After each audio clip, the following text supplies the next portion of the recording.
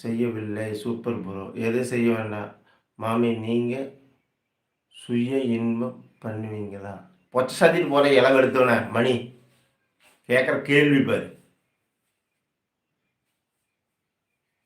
அறிவு கட்டவன பாடையில போறவன.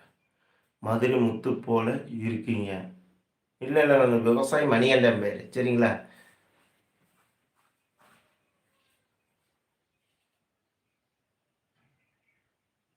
வாங்க அன்பு உறவுகளே. பவனா. வாங்க சொந்தங்களே. அருமை உறவுகளே.